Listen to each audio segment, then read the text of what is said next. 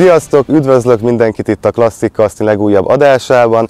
Ma a DeLorean-nel visszajöttünk az 54-es modellév elejére, és egy újabb uszonyos hoztunk el nektek. Tartsatok velünk!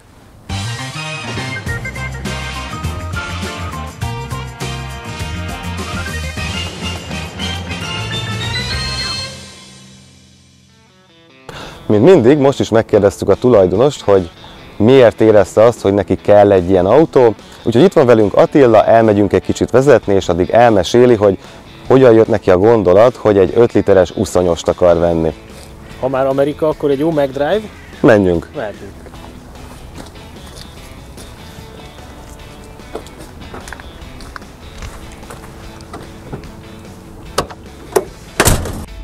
Ez nekem onnan indult, hogy édesapám veterán restaurátor műhelyébe érkezett egy 1953-as sötétkék színű Cadillac felújításra. Az egy kupé volt egyébként, és nagyon vicces volt, mert valami autókereskedőből vette meg a tulajdonosa, és volt rajta a rendszámtábla helyén egy ilyen, hát egy rendszámtábla tulajdonképpen, de mint amivel az új autókat a szalonban kiállítják, de ez egy Opel szalonból jöhetett, ez a kis rendszámtábla, egy Opel Corzai, és egy istentelen méretű autó került be a műhelybe, és az elején egy Corza feliratú tábla. Nagyon vicces volt, és én akkor azt mondtam, hogy jó, nekem egy ilyesmi Cadillac, ilyen sötétkékben, az kell, kész. Hopp. Köszönöm. Hozzad a fűtés szerintem tényleg tök jó benne. Most a saját kis 2005-ös Smartisomhoz hasonlítva, ami nem egy kategória, semmiképpen sem, de sokkal jobban felfűt. Azt mondom, fél percig ment és már tök jó idő volt. Igen, ez nagyon érdekes, tehát a fűtése ennek az autónak jó, hát mondjuk van honnan, tehát azért ez a motorblokk azért ontja magából a meleget, de igen, ezért a fűtése az hibátlan. Ugye ez egy klíma nélküli verzió, ebben az évjáratban még rendelhető extra volt a klíma, illetve az elektromos ablak is. Ha jól tudom, akkor 56-tól az már széria volt egyébként az elektromos ablak, de ez egy viszonylag egyszerűbb verzió, tehát ez a sima szedán, 4 ajtós, és akkor ugye ezekből volt ugye a kupé változat, illetve a Fleetwood, ami ugye a hosszított verziója volt ennek, ha jól tudom, de hát ugye ennek a történelméből leginkább te vagy a szakember. Hogy jutottál el oda, hogy megtaláltad ezt az autót, eldöntötted, hogy kell neked, miért pont ez az autó? Ezt senki nem szokta elhinni. Ezt az autót én a Facebook Marketplace-en vettem. Egy kollégám kiköltözött egy évre Floridába, ő is ilyen nagy veterános megszállott, és egyik este otthon gondolkodtam, hogy hát végül is a Facebook Marketplace lehet állítani bárhova, gyakorlatilag. Nézzük meg, hogy ott, ahova ő költözött, ott milyen lehetőségek vannak. És az első találat ez a Cadillac volt, egy szemtelenül alacsony összegért, tehát nem is hittem volna, hogy ilyen van. És mondtam a kollégának, hogy hát ez, ilyen van ott kint, tehát hogy ilyen létezik, hogy... Köszönjük szépen!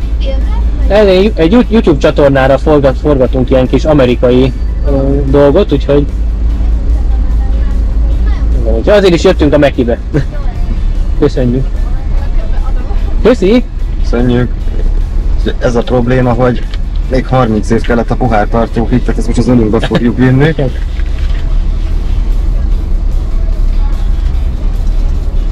Köszönjük szépen! Szép napot, sziasztok! Classic Casting, ezen a YouTube csatornán leszünk majd. Jó? Sziasztok! Sziasztok! Megbeszéltük. Jó étvágyat, kedves nézőknek! Az 1950-es évek egy nagyon jó időszak volt az amerikai autógyártás történetében. Az egyes márkák évente mutattak be új modelleket, illetve nem is modelleket, hanem új formaterveket, mivel a fogyasztói társadalomra építettek és szerették volna a lehető legtöbb autót eladni. Emellett a modellévenkénti áttervezéshez társult a Jet korszak autóipari megnyilvánulása, ami rengeteg kromba, panoráma szélvédőbe és uszonyokba nyilvánult meg, A cél az volt, hogy az autó annyira hasonlítson egy repülőre vagy űrjárműre, amennyire csak lehetséges. Ez itt mellettem egy 1954-es Cadillac Series 62, vagyis a gyártó alapmodellje. Korábban már egy szintén Series 62, de 56-os példányt mutattok be nektek, úgyhogy ha erre is kíváncsiak vagytok, akkor kattintsatok ide és nézzétek meg azt az autót is. Ezt a formatervet, ugye ahogy mondtam, modellévente volt formaterv váltás, ezért minden évben történt némi módosítás. Ezt a klasszik kasznit 1954-től 56-ig használták, abból tudhatjuk, hogy ez egy 54-es példány, hogy ennek a hűtőrácsán még hát mondjuk azt, hogy a rácsozásán sokkal nagyobbak a hézagok, mint mondjuk már egy 56-os vagy 55-ös példány esetében. Itt van például még a Dagmar ütköző. A Dagmar ütköző az annyit jelent, hogy egy ütközőbaba, aminek rakéta formája van. Ez önmagában nem tűnik hatalmasnak, viszont, hogyha ide teszem mellé a kezemet, akkor azért láthatjuk, hogy elég nagy ütközőbabákról van szó. Itt van mellette például egy másik lámpa, ez a helyzetjelző és index szerepét töltötte be. Az 55-ösökön ezt már oldalra kitolták, és máshogy is nézett ki. Ha tovább megyünk a géptesten, láthatjuk, hogy ugye ez egy igaz, hogy alapmodell, de mégis egy luxus autó, tehát nem is meglepő, hogy van benne rádió, itt van az antennája, mellette olvashatjuk, hogy Cadillac, mert hát azért mégis tudják, hogy milyen autóval járunk, és hát igazából van itt egy tükör, ami kicsi, aranyos, de gyakorlatilag teljesen haszontalan, mert semmit nem látni rajta. Ha tovább haladunk, akkor hát mondjuk azt, hogy a hardtop tetőnek egy korai változatát látjuk. Ugye a hardtop tető azt jelenti, hogy nincsen B-oszlop. Ez ugye 54-ben még csak a kétajtós modelleken tűnt fel, például mondjuk ennek az autónak a kupé változata. Viszont a tetővonala, illetve ez a díszlécezés már inkább egy kabriós hatást kölcsönöz neki. Ugyanúgy a jet korszakhoz tartozik, itt a hátsó ajtó közepén ez a függőleges design elem, ami egy repülőgép hajtóművét próbálja utánozni. Stílusosan a kilincseket ide a krómcsikba rejtették el, hogy ne rontsa az összképet, és ami nekem a kedvencem, az hát egyrészt ugye a fehér falú gumi, ami akkor nagyon menőnek számított, és autó nem létezett, vagy legalábbis luxus autó fehér falú gumi nélkül nem volt az igazi. Itt van még az uszonya, ugye ez 48 környékén jelent meg a Cadillac-eken, ez kb. 55-ig változatlanul nagyjából ugyanilyen formájú volt, ezt ugye a főtervező, a General Motors főtervezője, Harley Earl, a Lockheed repülőgépekről, vagy inkább harci gépekről mintázta. Azon kívül, hogy ugye ez egy amerikai autó, tehát igazából ezen a fék és az index össze van kötve, itt alatta találjuk a tanksapka fedelét, vagy illetve itt kell az autóba tankolni a lámpa alatt.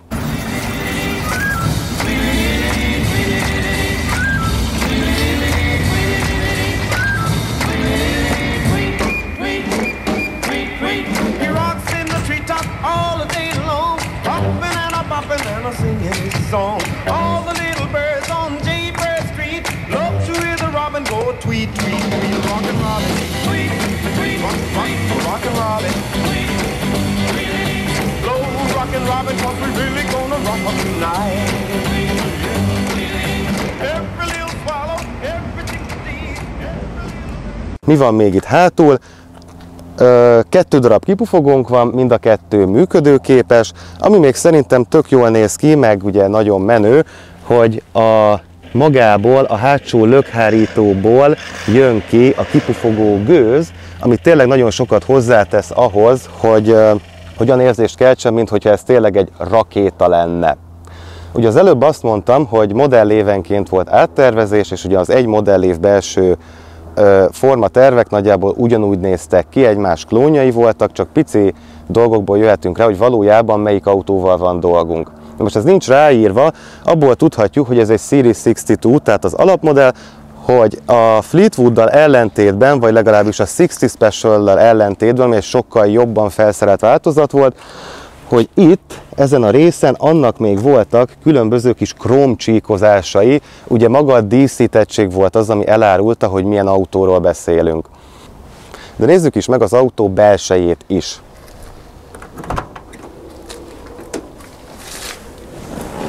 ahogy számítanánk egy amerikai cirkálóra, belül kifejezetten tágas, ugye ez egy 6 személyes limuzin, tehát 3x2 utas bőven elfér benne. Annak ellenére, hogy ez egy alapmodell, rengeteg olyan kiegészítője van, ami akkor extrának számított.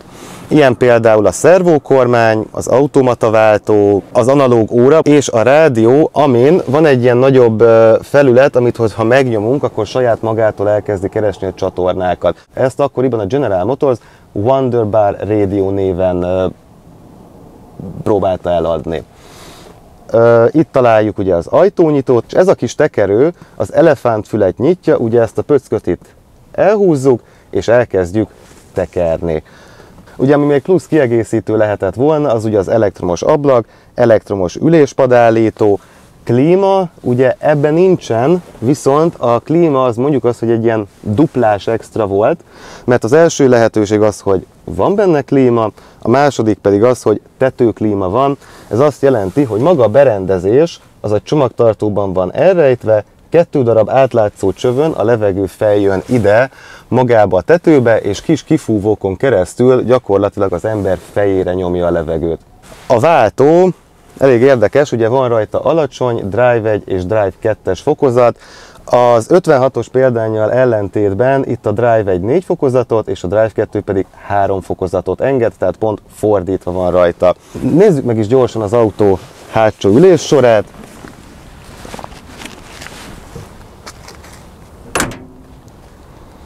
Na, ahogy mondtam, ugye ez egy luxus autó, tehát bőven van benne hely. Én vagyok nagyjából egy ilyen 173 centi. Én nem csak el tudok terpeszkedni, de valószínűleg itt bőven elfeküdni is el tudnék. Mellettem még ketten, de egy valaki biztosan kényelmesen elfér. Mi van még itt hátul? Ugye vannak ezek a kis hátsó ablakok, ezek nyithatóak, mint egy elefántfül, és ami nekem még nagyon tetszik, az ugye ez a kartámasz, ami szerintem bőven nagyobb, mint bármelyik mai SUV-on vagy prémium kategóriás autón. Hogyha féltünk a sebességtől, akkor megfogtuk ezt a kart, mert ugye ez azt a célt szolgálta, és van itt egy hatalmas hamutartónk, mert ugye hát akkoriban ez egy teljesen alapdolog volt, hogy autóba kell hamutartó. Rajta van egy V betű, ami ugye a V8-as motorra utal. Nézzük is meg!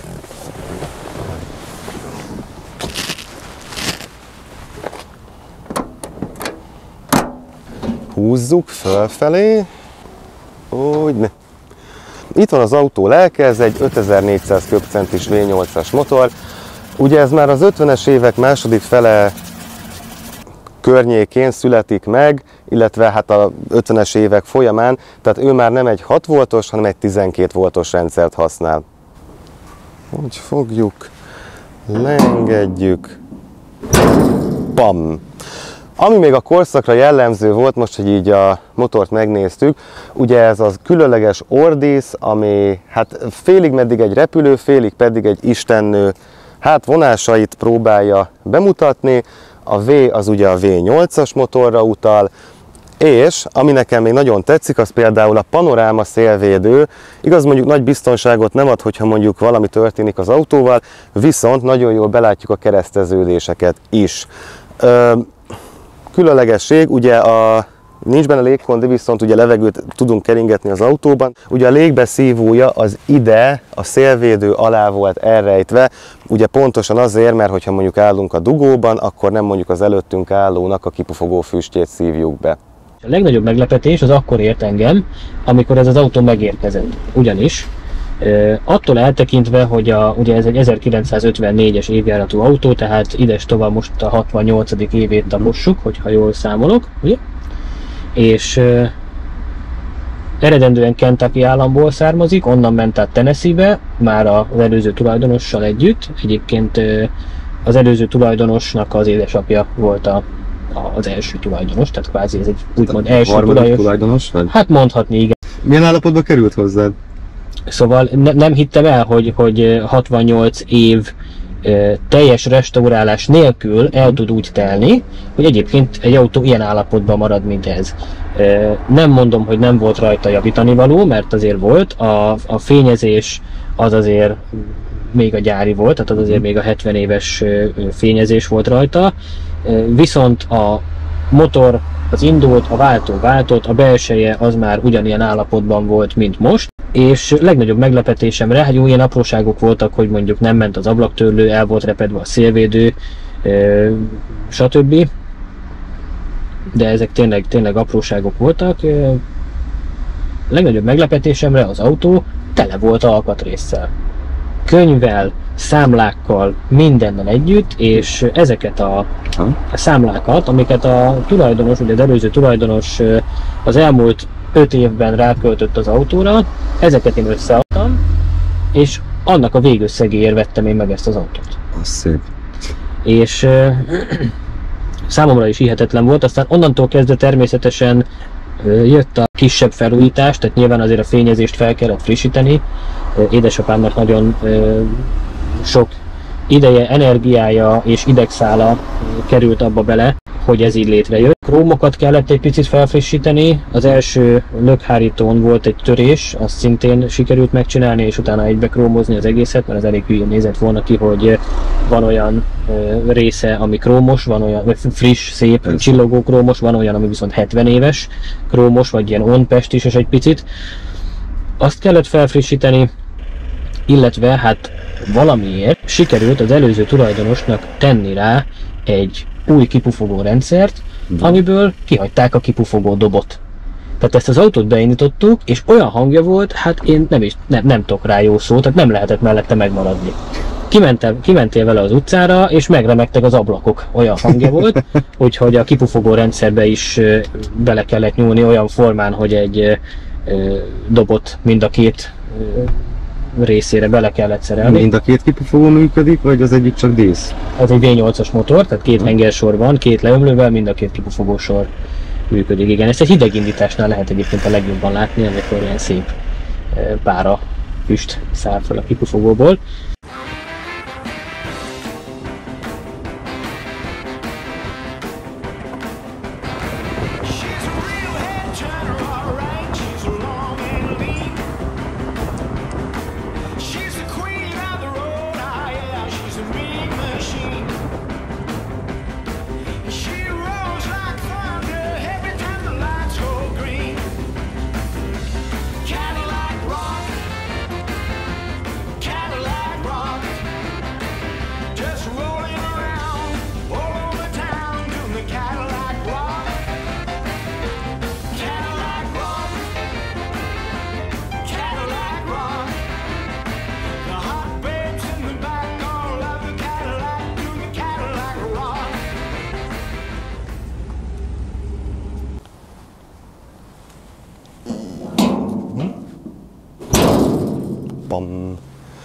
Köszönjük, hogy ma is velünk tartottatok, ha tetszett a videó, iratkozzatok fel, hogy ne maradjatok le legújabb klasszikusainkról sem. Sziasztok!